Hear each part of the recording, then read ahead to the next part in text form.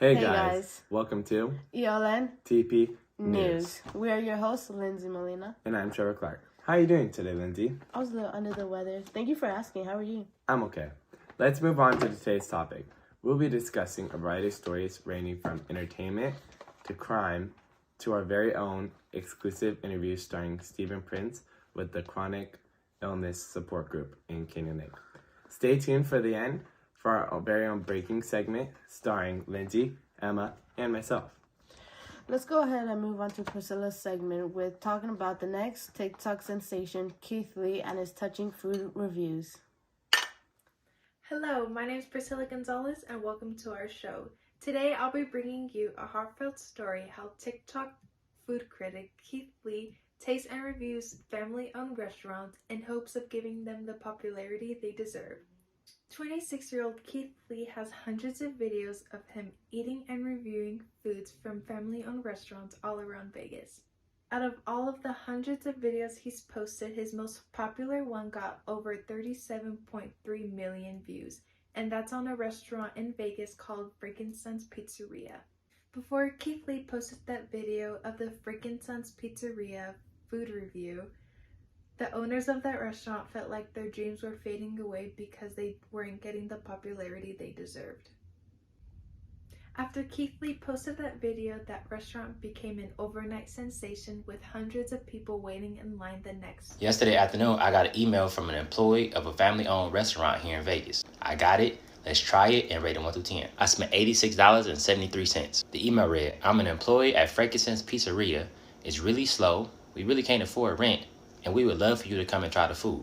The owner don't know you coming. It's a family-owned business, and let's try this food. Garlic knots, off rib. These look amazing. Boy. It's some red chili flakes on there that makes it spicy. I was not expecting that to be spicy. That is delicious. 9.2 out of 10. We starting high. Peach chutney wings. I ain't never had a peach flavored wing before. That's a delicious wing. It's sweet. It's salty. That's a 9 out of 10. 1/2 of the classic Italian sub. This thing is huge. Frank. This is delicious. All this food is so balanced so far. It's spicy, it's salty. 9.6 out of 10. I thought this was more food. He gave me a whole bag of ranch. I didn't even ask for that. That's good service. That just took me over the top. Mild wings. They look like homemade ranch too.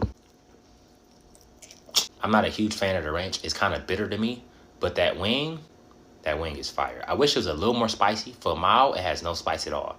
So for the wing, it gets an 8 out of 10. The ranch gets like a 6.5 out of 10. Lemon pepper sauce wings, that thing packed with flavor. I ain't gonna try the ranch again because again, I'm not a huge fan. This is one of the best wings I've ever had. This is a 10. All American burger. I haven't even tried the fries yet. They all come with fries. The fries are like a 2. I'm not a fan. It don't really taste like nothing. It looked like a good burger. It is a good burger. That's just a good, classic, high-quality burger. 9.2 out of 10. Small, classic white pizza. I like that. I like that a lot, actually. It's really good. 8.9 out of 10. That is classic, delicious, thin crust pizza. Really garlicky, like super garlicky. Last but not least, a small, classic pepperoni pizza. Them some huge pepperonis.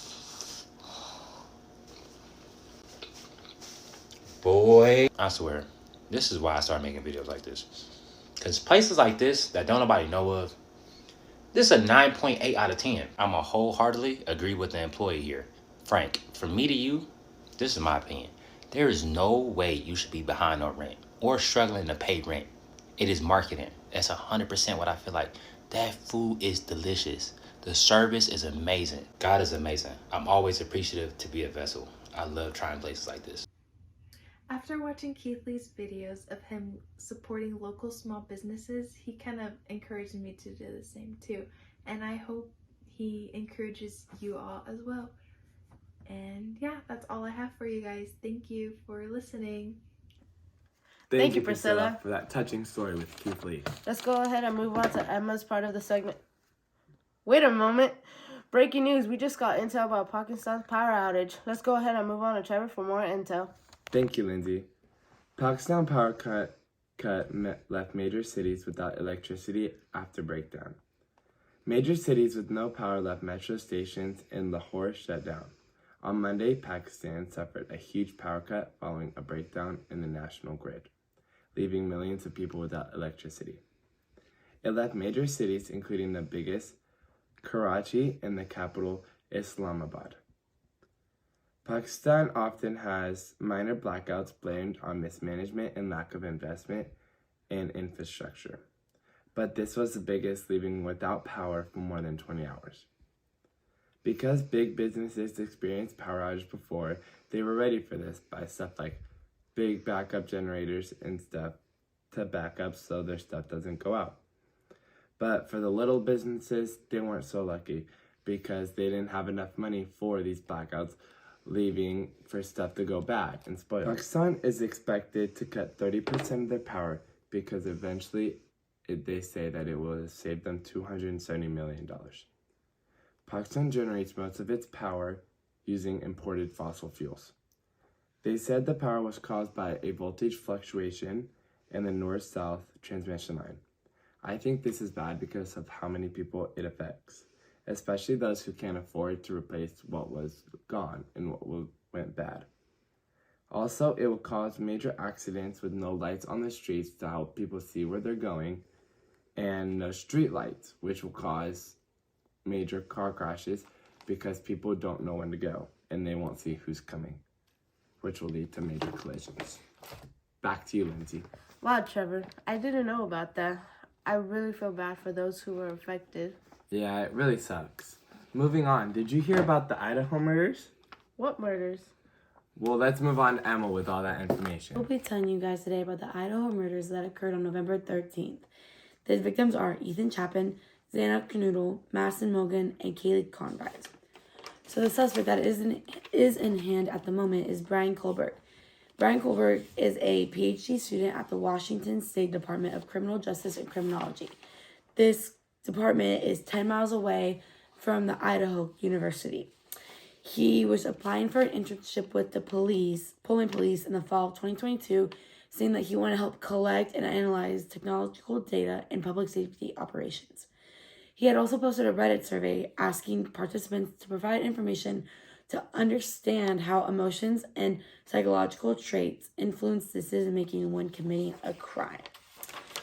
He has a white Hyundai, which this will come in handy later.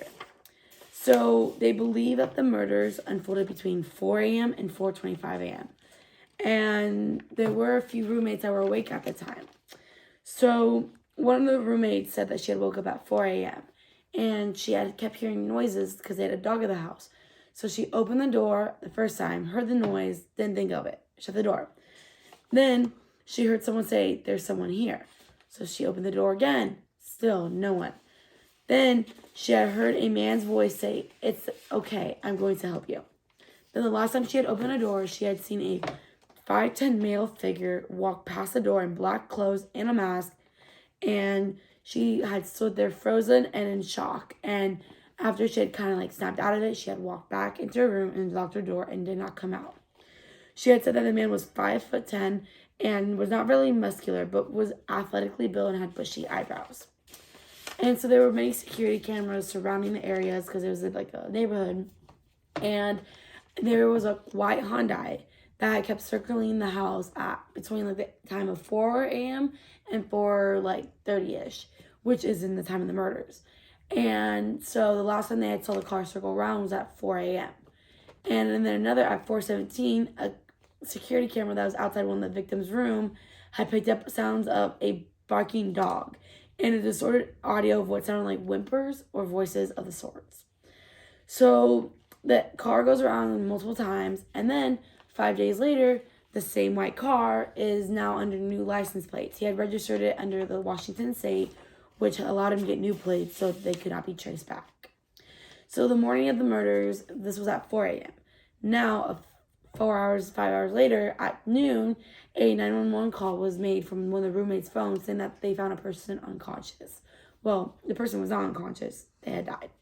And so once they had found all the bodies, they had come to the conclusion that this was a murder. So a little background story. So Brian, once they had figured out that this was going to be Brian, they had saw that they had checked phone records, and this phone record had shown that his phone was turned off between the times of 2:47 a.m. to 4:48 a.m., which this is enough time to get to Idaho from Washington, do all the killings, and be back in time before this phone pops up. And then after the death, around 9 a.m., once they had murdered, he had come back later, and he had circled the area a couple more times at 9 a.m. After he had killed them.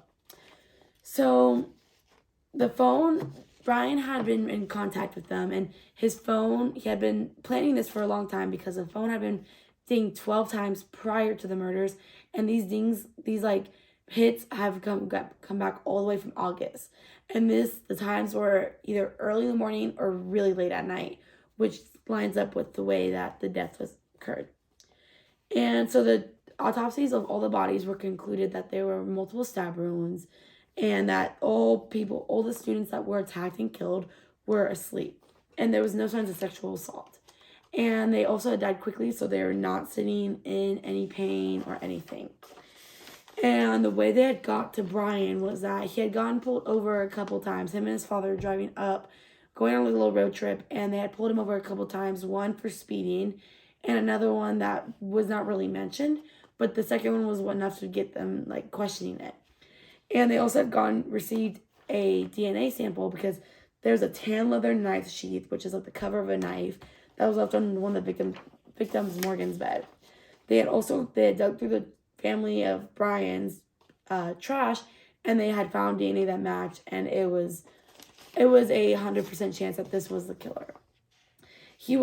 Brian Colbert was arrested in Pennsylvania, Pocono Mountains, in the early hours of December 30th. Now he's being charged for 4 counts of first-degree murder. Wow, Emma, that's terrifying. Yeah, I agree. I hope the victims get justice, and I pray for their families. Trevor, you remember the January 6th rushing into the Capitol? I do. What about it?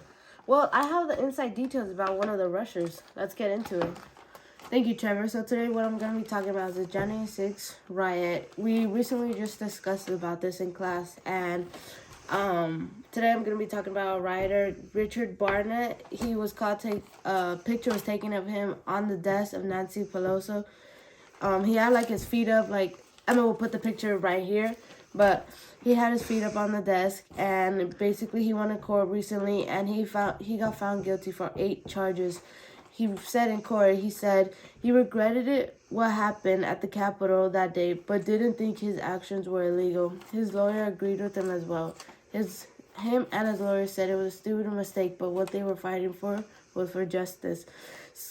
He will be soon scheduled on a sentence May 3rd. 2 years after the riot, FBI and the Justice Department are investigating pictures and videos of any criminals who rushed the Capitol as well. Basically, this is relevant because we also talked about in class how the Brazil Congress, they also attacked theirs, how the influence we have, USA, has on other countries. And I think this impacts everyone because this just shows that the government isn't really doing much to protect their own Congress, because they rather have these, I want to say in my opinion, these white privileged people do whatever they want instead of having actual police stopping them. But they're fine with having police shoot people in a protest in a Black Lives Matter. So my opinion is that I think our law enforcement needs to up their game, or I say do better on who they want to protect and who they want to serve. And that'll be it. Back to you, Trevor. Wow, thank you, Lindsay. I'm glad that karma's catching up to them. Trevor, do you know someone who has chronic illness that needs support? I do. Why do you ask? We have an exclusive interview with Stephen Prince, who runs a support group. Let's go see Emma with the interview. Hi guys, it's Emma, and I'm here with Stephen Prince. Hi. and he runs a chronic illness support group within Canyon Lake. And so I have a few questions for you. Sure. So one of them is just give a little description of what your support group is and how you came to be, make it. Okay, good question. About 8.5 years ago, I suffered the first of 5 strokes.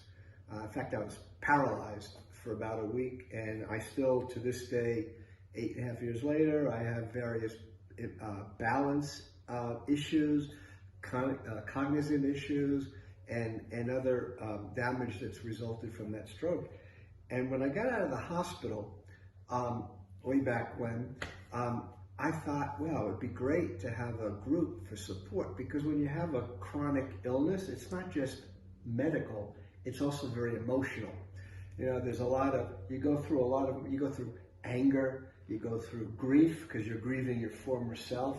And it doesn't matter what illness it is, but all illnesses, all chronic illnesses have similar emotional issues.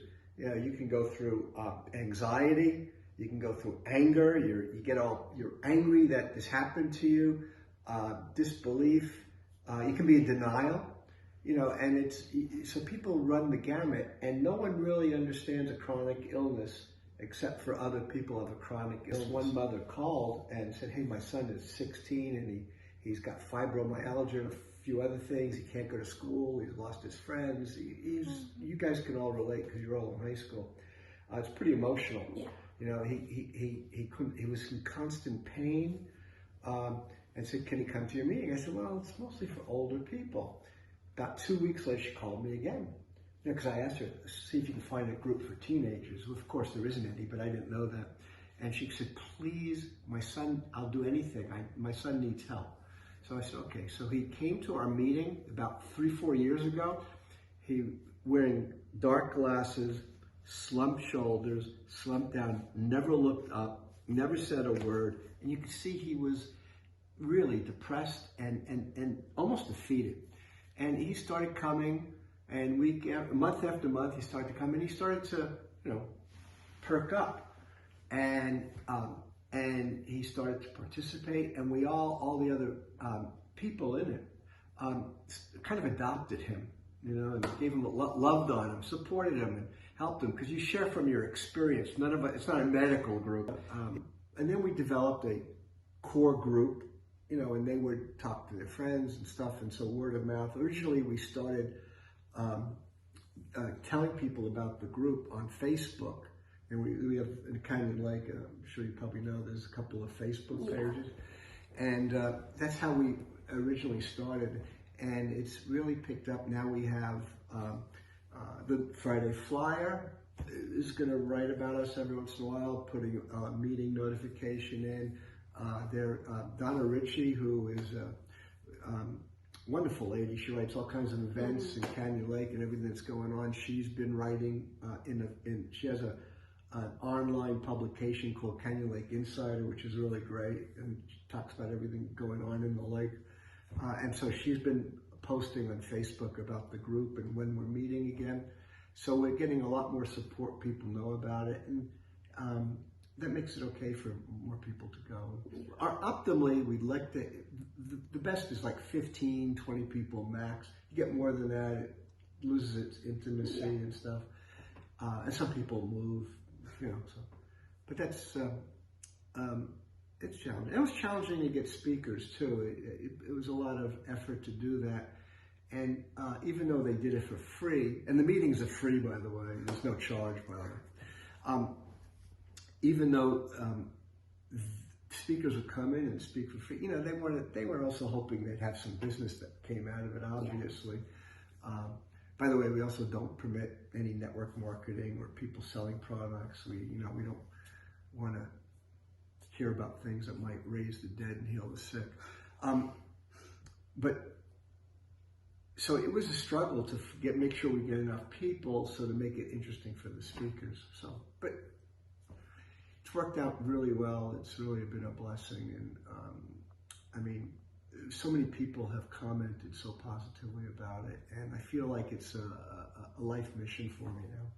That's amazing. I'm glad you guys were able to restart it back up after COVID and everything, because that probably helps a lot of people with their lives. Just having something to go and look forward to, and knowing that you make a big impact on people's lives, that's amazing. Yes, it is. Thank you. And so that's all. Thank you guys for watching. I'm here with Stephen Prince again with the Chronic Illness Support Group. Thank you guys. Thank you. Have a broken swing? Get this bat. Get this bat today. Wow, he is awesome. I bet he makes great impacts on people's lives. Yeah, I agree. I'm glad that people have support in their lives. Let's get back to Emma with the tragic Riverside cop shooting. Thank you, Lindsay and Trevor. Today I'll be telling you about the deputy who was shot and killed, Darnell Calhoun. Darnell Calhoun was responding to a domestic violence call in Lake Elsinore on January 13th at 5 p.m. When arriving on scene, suspect Jesse Navarro, who was a 42 male who lived in Lake Elsinore, was out there and he had shot him right away. When another deputy arrived on scene, he had shot Jesse back. By the time Darnell had arrived to the Inland Valley Medical Center, he had died from his injuries later on. Jesse Navarro was located to a local hospital who now he's in critical condition and we have no information whether he'll can make it out or not. Some background on Calhoun was that he was married with 2 children, one who was 4 years old and one who was 2 years old, and he was expecting a baby. Prior to working at Lake Elsinore, he worked at the San Diego Police Department for 2 years and then came to Lake Elsinore. Calhoun was 30 years old. He was about at his 1-year mark with the Lake Elsinore Police Department. Some relevance is that this is the second death within 2 weeks in the Riverside County Police Department. The other death was Deputy Isaiah Cordo, who was killed on December 29th after trying to conduct a traffic stop. The big impact of this is that not only are we losing a person in the world, but we're also losing the family is losing a father and a husband, and children will grow up without a father. The big picture is that police should always travel in pairs no matter what call is being called in or no matter what situation is going down. In my opinion, this is a very sad topic to be on, and I believe that this was not the right case, and I hope that Jesse Navarro really gets a big punishment for shooting and killing a police officer, and I hope the Calhoun family gets the justice that they deserve. Back to you, Lindsay and Trevor. Wow, that's heartbreaking. I hope their families are doing well and get the closure that they need. Our next story is a molecular cloud we found. Take it away, Emma. I'll be telling you about the James Webb Space Telescope that peered into a frozen heart of a space cloud. The James Webb Space Telescope looks into a wispy molecular cloud that is 630 light years away and saw ices made of different elements. They focused on the Chameleon-1 dark molecule cloud. They identified the water. In this molecule cloud, they identified water, ice, frozen forms of methane, methanol, ammonia, and carbonyl sulfide. A little background. So molecule clouds are interstellar groupings of gas and dust where hydrogen and carbon monoxide molecules can form. And many astronomers use the James Webb Space Telescope to discover a diverse range of some of the coldest ices in the darkest regions of a molecular cloud to date. The relevance behind this is that the icy molecules can contribute to the formation of stars, planets, and the building blocks of life, which includes building like habitable planets like Earth. A big impact from this is that the ices supply planets with carbon, hydrogen, oxygen, nitrogen, sulfur, and which those all lead to the formation of habitable planets, as I said before, as Earth, and we're now looking into Mars. The big picture is that this can also help us find the habitable planets that are not included that I mentioned before. My opinion on this is that this also proves to us as like scientists and the world that we have more out there in the universe than we know, and there could be more habitable planets out there that we could survive and live on. And back to you guys. That is very informative, Emma. Now let's go to our final story of the night on the Golden Globe. Stay tuned for the baking show at the end. Take it away, Natalie. So now for the entertainment story. I'm going to be talking about the Golden Globes. For those who don't know, the Golden Globes is an award in recognition of outstanding achievement in motion pictures and television during this previous year. This event happened on January 10, 2023, and there was a total of 6.3 million Americans watching the ceremony. This was the 80th Golden Globes Award ceremony, and they recognized achievements in 27 categories, 14 in motion pictures and 13 in television. The Globes are also a bigger event than the Oscars, with food and beverages offered, whereas the Oscars typically only feature the award ceremony, with the remainder of the celebration taking place in the after parties. Finally, in comparison to the Oscars, the Golden Globes have more categories. The comedian Jared Carmichael was this year's host, and some familiar films that you guys might know about were nominees for the Best Picture in the Drama category. Some of these movies were Avatar: The Way of Water, Top Gun: Maverick, and Elvis. Austin Butler won Best Actor and he starred in Elvis. Evan Peters also won Best Actor and he was in the Jeffrey Dahmer story. This was Peters' first nomination and win. Meryl Streep is on top of the TV and movie stars list and has already won 8 times and been nominated 32 times, with movies like The Devil Wears Prada and The Iron Lady. The winners don't necessarily get any money, but winning this award means your film is going to most likely win more awards and huge recognition can be gained by winning, which leads to increased fame, stardom, and more chance of a top billing on a film. Thank you for listening to our entertainment story, and now for our viral video of the week. Celebration here on The Price is Right. That's contestant Elliot hitting the dollar sign on the big wheel. Wait for it, here it comes. And then it breaks into what can only be described as like a, I don't know, watch it for yourself. Is this a belly flopping fish dance? Ooh. Right? Like I'm not right fish sure. flop. I know that dance. But wait, so then twerking. Stirring the pot. Yeah, stirring the pot. But then he spins the wheel again, okay? Right? This is the second time. You're thinking, what more does he have in him? Spun right? it too, you know? He lands where? Oh, yeah, big money, big money, big money. He didn't get the 1.00 again, did he? Impossible. Mida. Uh-oh. Mida. Uh-oh. This time for that's 25 a leg grand. kick. He really I like lets it. loose. Watch the hamstrings. He wins an 11-night cruise to Tahiti, a new car, $26,000 in cash. That's like a $60,000 haul. Oh, And you know yeah. what? And you know what, Cuomo? Here's what I'm going to say. What are you going to say? Sometimes I do things, and I feel like you could be a little more supportive. I want to see more exuberance from you. Trevor, why do fathers take an extra pair of socks when they go golfing? I don't know, why do they? In case they get a hole in one? Hey, Lindsay, Yeah. why couldn't a bike stand up on its own? Why? Because it was too tired. Yeah, I thought my clothes were shrinking in the dryer. Turns out it was the refrigerator all along. Trevor, did you hear the rumor about butter? I didn't. I'm not gonna spread it. Let's take a look back at 2022.